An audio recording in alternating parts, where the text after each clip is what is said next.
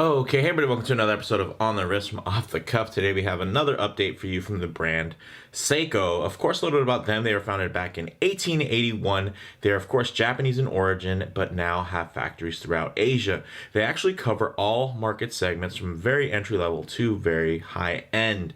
Now, a little bit about this type of watch. I would consider it an everyday watch. So some key common characteristics and design language for a watch that you're when you're looking for something that can be worn every day. Of course, you're going to want really just that versatile blend of sporty and dressy attributes. And that's probably why this particular watch has been affectionately nicknamed the DressKX in some cases.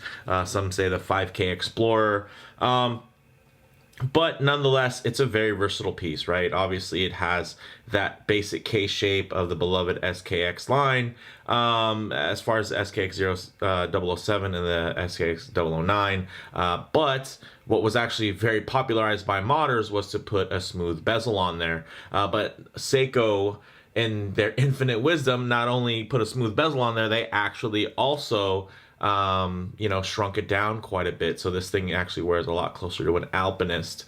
So I think obviously most people consider an alpinist kind of wearing small, closer to 38, although the actual size is closer to probably like a 39, maybe even 39 and a half by some measurements. These are 40 millimeter watches.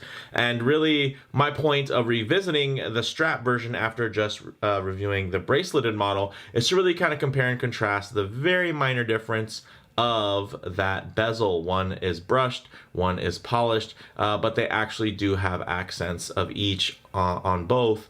So I did want to show those to you guys in depth so you guys can kind of make a decision for yourself on which one might be the one for you. So with all that said, let's go ahead and take a closer look. All right, so first off, big shout out to Mark from Long Island Watches for having these guys in stock and being such a pleasure to work with.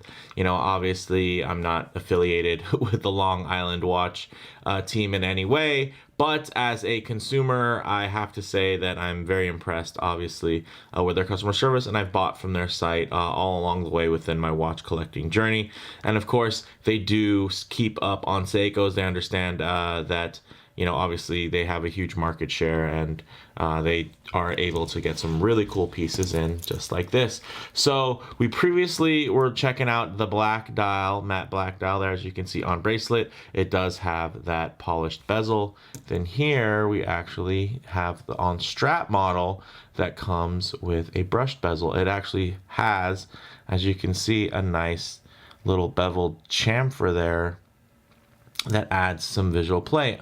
On the opposite side, though, you actually get a little brushed, if I can get it to focus there, a little brushed chamfer, which breaks down the lines as well. So I think that's something that maybe people are overlooking. And kudos to Seiko for actually including that. I was pretty impressed. So first thing also to mention is that I do have this swapped out onto a Haveston Parade strap. This is their whole gray NATO. Love this. Probably one of my favorite gray NATOs, and gray NATOs are probably my favorite of all NATO straps.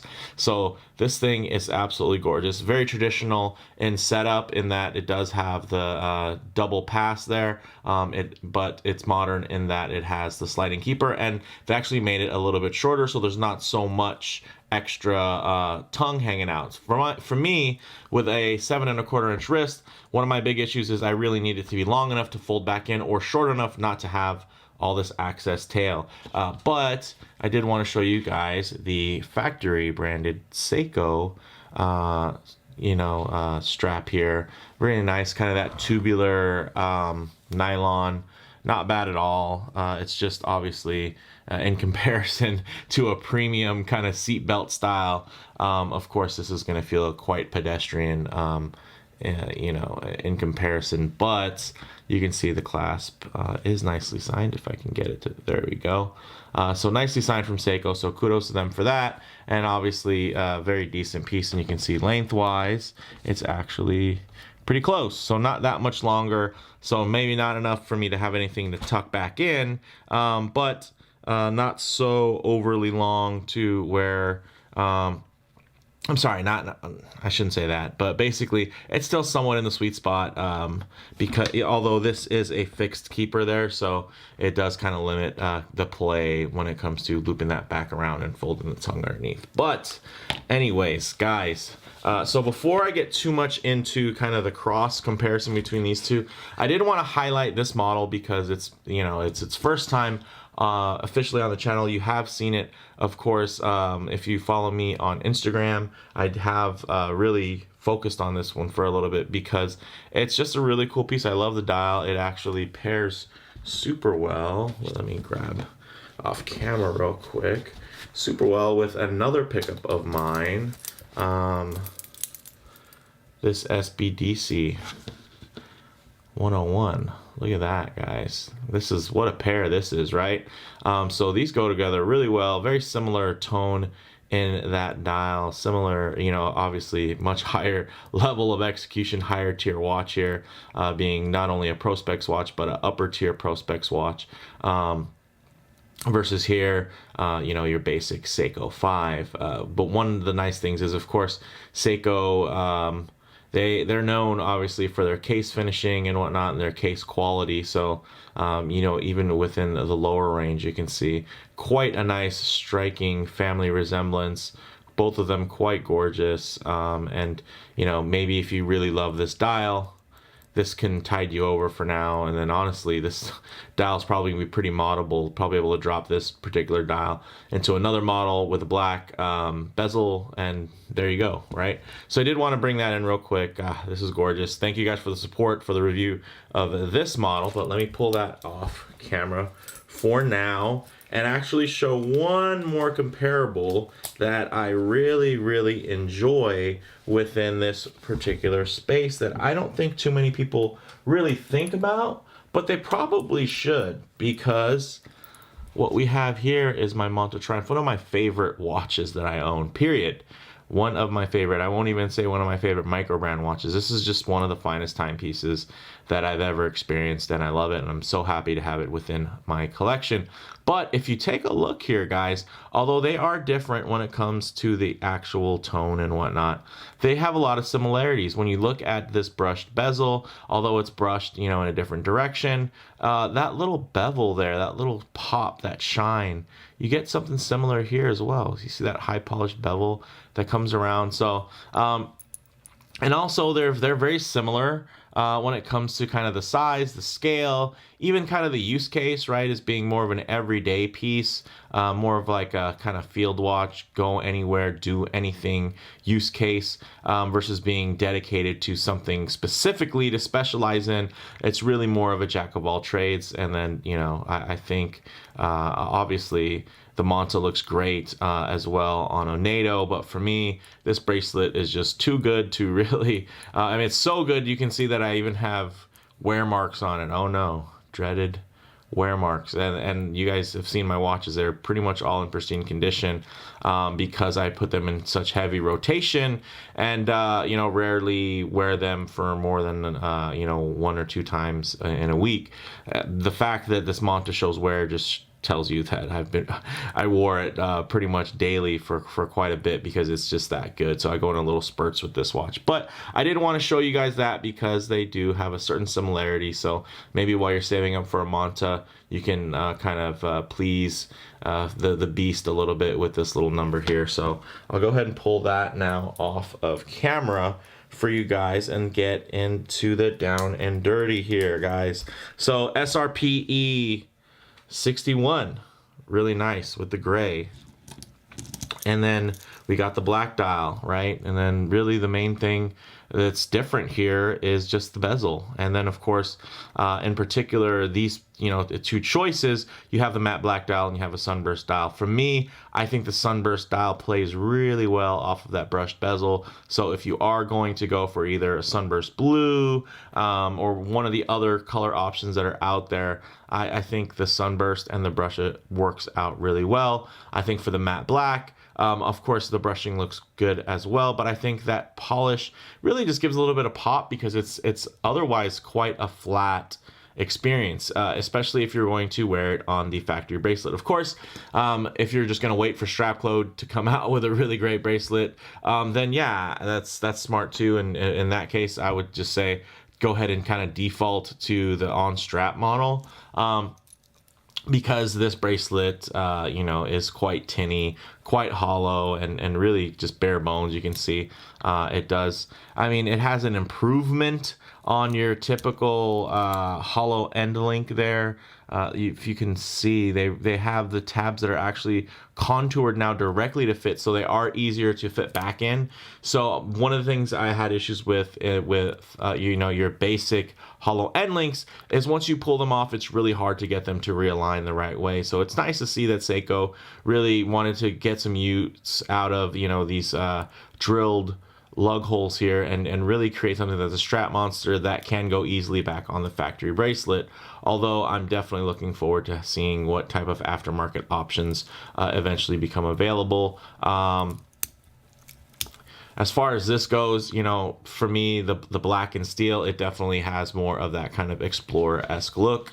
Versus here, you know, it gives it a little bit more originality, a little bit more pizzazz, and I really, really enjoy that. So I'm loving the aesthetic here on the strap. Of course, it looks great and very, very toolish when you consider that it does have drilled lugs. It has a smaller case, you know, again, smaller case. You guys saw it side by side, you know, with watches that are technically considered, you know, more kind of Goldilocks or mid-sized sizes versus full size or large. So these things wear extremely, extremely well. So I think probably what I'd like to do now is probably get these on wrist and give you just kind of a little demo on the difference on wrist on how they wear.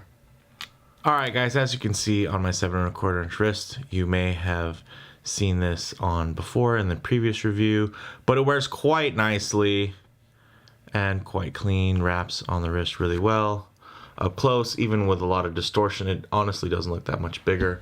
But then here, now you have this guy on NATO. Really beautiful. Obviously, this is an upgraded NATO strap, but you get the idea. It actually doesn't add too much underneath, and then obviously this is a quite beautifully contoured case, so it just gives you even more room and more range of motion, which is really great, and I think it looks quite handsome. Definitely gives it more of a toolish vibe. And for those of you who are looking at this like, oh man, that really looks like a Black Bay, guys, the Black Bay 36, all right, and the 41, that basically bezel-less Black Bay divers, okay, like those are very recent. People have been modding Seiko SKXs and putting smooth bezels on them for a long time. There's a reason why they look alike, because both are paying homage to the Rolex Explorer. Tudor is doing it when they do their Black Bay 36, and Seiko modders were doing it when they were doing it to their SKXs, and now, you know, out of the box, Seiko is actually taking part in kind of paying homage to that similar style and aesthetic. So you can see, obviously, if it's on the bracelet, it's going to be lower on the wrist, versus when you're on the NATO, there's going to be a little bit more material separating you, so you can get a little bit more range of motion because it lifts the case off of the wrist. And because you already have a contoured case itself that keeps itself lifted quite off the wrist really well, then it gives you even more room and more articulation. All right, guys, so these look really great, but actually let's go ahead and move into some low light transition and Loom shots.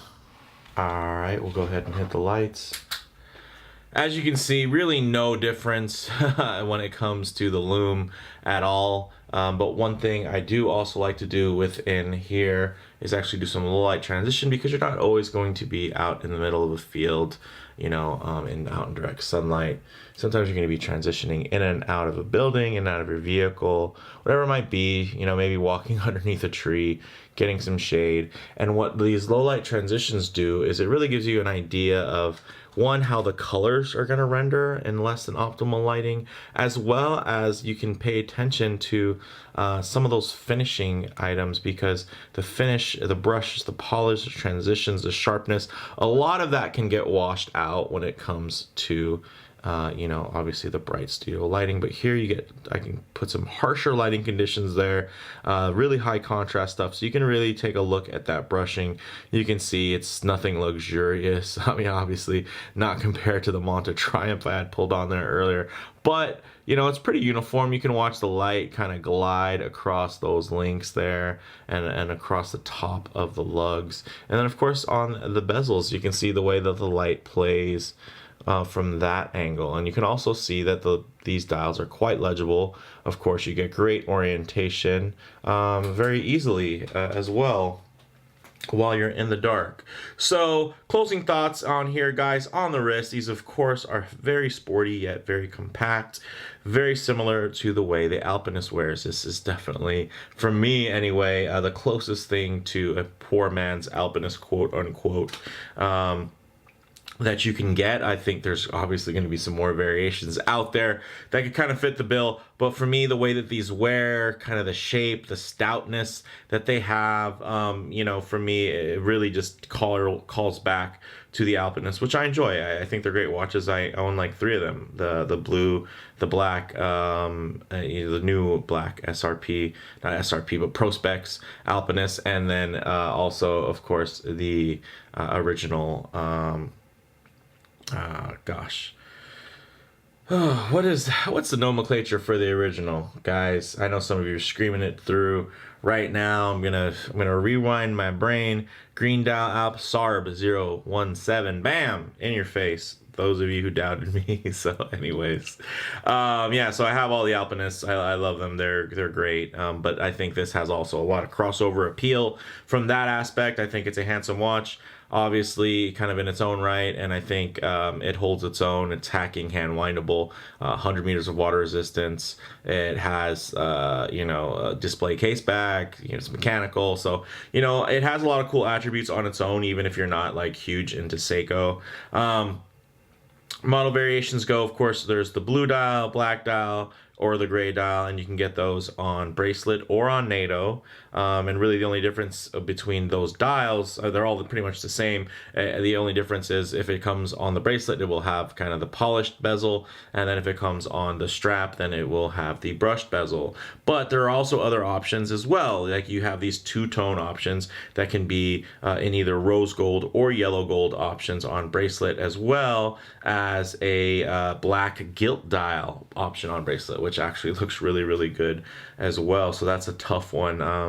On, you know, if I would have known that I was gonna love these so much that I was gonna buy the silver, I probably would have ventured out to get the black on gilt just to put a little bit more separation between the two. But you know, hey, that's just me. Maybe I'll save you guys a little bit of time, a little bit of money, and you can kind of take that for what it's worth.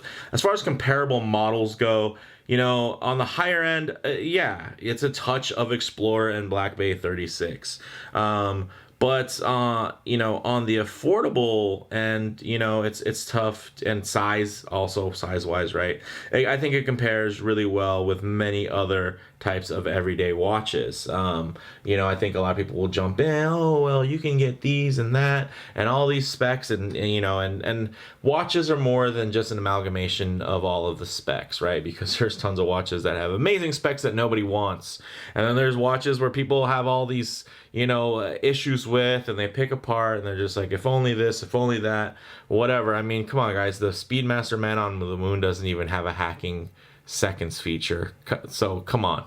Let's be real. There's not a lot of watches out there that are the perfect watch. All right, there's always something to be desired. Sometimes they're conscious decisions that are made, you know, to please somebody else who just happens to not be you. So you can't really get mad and fault brands and say, oh, well, they let me down, or they should have made this choice or that. You know, I just leave that to them, because they're thinking of obviously the marketing and you know, the even the cross marketing of where each piece has to lay within a much larger line. So for me, guys, the bottom line is Seiko's listening, right? They've been paying attention to the hardcore Seiko lovers, and you know, people within that Seiko mod community are probably some of the biggest Seiko fans out there. I mean, they choose to put all this time, all these parts, all this money into essentially a Seiko watch to try to make it their perfect everyday watch. So I think it's really nice that they're actually paying some of that back and really giving you a platform to start with that's even nicer, you know, than before. So I think that's really cool. You're getting drilled lugs, you're getting a much more manageable case size, especially considering the fact that it doesn't have a rotating bezel. So I think those are all great things. These are really some wonderful, you know, everyday gems. You know, I really consider these entry level Seiko 5. You know, we're back to recommending Seiko 5 again. There was a time when Seiko 5s were just, you know, pretty stagnant, and you would just kind of compare it to an Orient and be like done with it and say, hey, well, you can just get an Orient that's better. I think now, in this case, maybe an Orient is still going to have some stronger specs, but when it comes to the aesthetic, when it comes to, you know, the heritage, of course, I think Seiko and the Seiko 5 line specifically really have it outmatched. So with all that said, let me know what you guys think in the comments below. If you like the video, please do it like, and if you're not, please subscribe for more content just like this. And also, if you're wondering, like, you're sitting here like, whoa, we didn't even go over any of the specs, how much it costed for, you know, from Long Island Watch and all this stuff, guys, that's really all on my main review video for the black dial on bracelet model. So definitely check that out if you're interested in all of the little nuances and whatnot.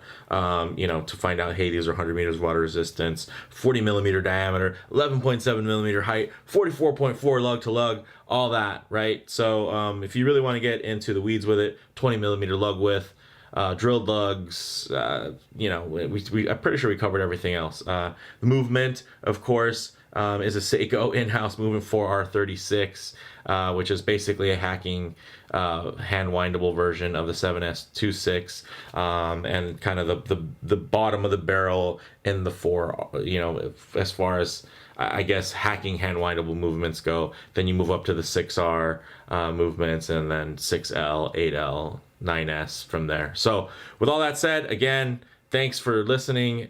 My rambles, they're nuts. But let me know what you guys think in the comments below. Thanks.